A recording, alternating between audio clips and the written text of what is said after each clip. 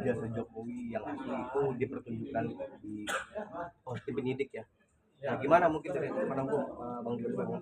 Ijazahnya Jokowi mau seasli apapun juga ditunjukin juga itu tetap nggak percaya sih orang-orang itu ya. Jadi mereka tetap nggak percaya karena memang dasarnya udah ada roh tidak percaya gitu.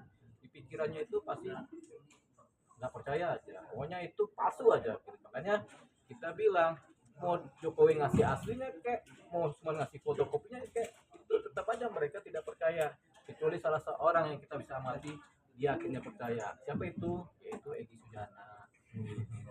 Bang, kemarin kan akhirnya gelar perkara Bang. Tiba-tiba tim penyidik membeberkan ijazah asli itu. Bahkan kuasa Jokowi pun nggak tahu. Nah itu maksudnya apa Bang ya? Tiba-tiba. Iya, karena itu kan menjadi kerasnya pihak kepolisian kan. Apa sih yang mereka kerjakan pihak penyidik itu kan? Apakah ada mereka menyita ijazah asli Jokowi kan? Ternyata ada. Jadi sudah disita kan ijazahnya Jokowi dan aslinya kan. Dan mereka menunjukkan ini loh, artinya ini ijazahnya Jokowi asli kami pegang, artinya pekerjaan mereka benar-benar mereka kerjakan dengan sungguh-sungguh. Sehingga ini posisi ini akan sampai ke persidangan karena barang bukti asli sudah dipegang oleh pihak kepolisian kan. Bang, ijazah sudah ditunjukkan kan yang dicari-cari selama ini.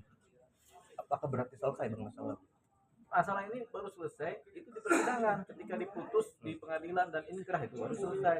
Sepanjang belum diputus di pengadilan ini nggak bakal selesai. Kenapa? Karena walaupun Jokowi udah ngasih seluruh isi hatinya, seluruh ijazah aslinya dikasih, itu mereka nggak akan pernah percaya. Itu aja. Karena dasarnya orang udah nggak percaya. Gitu.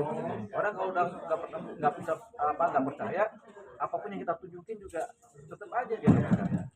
Berarti masih perlu ada pembuktian Bang terkait keaslian ijazah itu. Nggak usah, udah asli kok, udah ditunjukin di Polda kan, tinggal pembuktian di persidangan. Aslinya. Brosurnya masih bilang 99,9% itu palsu Bang. Ya, itu omongan dia yang kita pegang lah. Gitu kan. Nah, kita kan pakai hukumnya aja, yaitu kepolisian yang menyatakan sudah asli. Tapi apa ini ada kaitannya sama hukum? Kalau di belakang layar ada kaitannya sama politik. Kelihatan kan dari warna-warna kehidupannya. Bang, katanya harus perlu ditelusuri lagi Bang keaslian ini Bang, seperti harus ada ahli forensik lah, ada segala macam. Ya, itu kan urusannya di persidangan, bukan urusannya di publik. Ya kan teriak-teriak ini kan supaya tetap aja ada prosesnya berhenti, dilama-lamain kan begitu. Kalau kita sih ya udah ada barang buktinya asli sudah sampaikanlah di persidangan, cepat-cepat dibawa ke persidangan lewat proses pelimpahan, kemudian P21 pelimpahan tahap 2 baru masuk ke persidangan pelimpahan. Bang, diperbolehkan nggak kalau pihak Rosaria CS mengajukan saksi dari luar negeri? Luar negeri? Ya, buat apa? Untuk forensik. Buat forensik? Bisa juga kalau ada memang saksi ahli forensik yang terdata di luar negeri kan bisa masuk, tapi dengan catatan hukum kita apakah memungkinkan nggak itu orang luar negeri jadi saksi di Indonesia, kan nggak ada diatur di hukum kita. Nggak ada ya? Nggak ada gitu, tetap aja forensik ahli forensik kita. Buat apa kita punya banyak ahli forensik terus pakai luar negeri, belum tentu benar juga. Bang, dari segi hukum ini jelas ngadi-ngadi gak sih Bang? Bukan ngadi-ngadi, tapi kalau hukum itu jelas. Hukumnya jelas ya? Ya, yang ini bukan ngadi-ngadi ya, tapi ngada-ngada. Bang, proses hukum kan sudah sejauh ini artinya ijazah asli ya maksud ijazah asli sudah ditunjukkan. Apa mungkin pesan Abang kepada orang Sura, masih ada kesempatan nggak sih mereka? Masih ada kesempatan. Sebagaimana kita di dunia ini bisa kesempatan bertobat, itu juga ada itu kesempatan buat bertobat dengan cara meminta maaf kepada yang korban. Siapa korbannya? Ya Jokowi, minta maaf lah kalau ada kesempatan, dengan catatan Jokowinya memberi maaf, tapi kan Jokowi bukan Tuhan. Kalau Tuhan kan maaf pemaaf ya kan?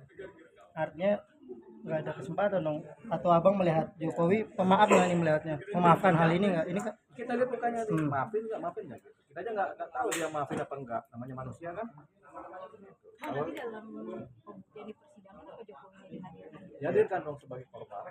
Jadi pertama-tama yang dihadirkan Jokowi sebagai korban. Setelah pembacaan dakwaan, dihadirkanlah saksi korban sebagai pelapor, yaitu Jokowi. Datang tuh dia tuh pakai peci mungkin atau pakai baju putih. Pasti Bang.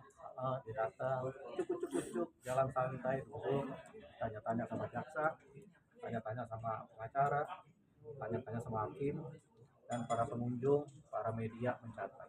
Oh ijazah nggak Bang? Oh kan ijazahnya sudah disita polisi. Bang, berarti kalau Bang, berarti kalau ini kan berlarut-larut nih udah lama nih.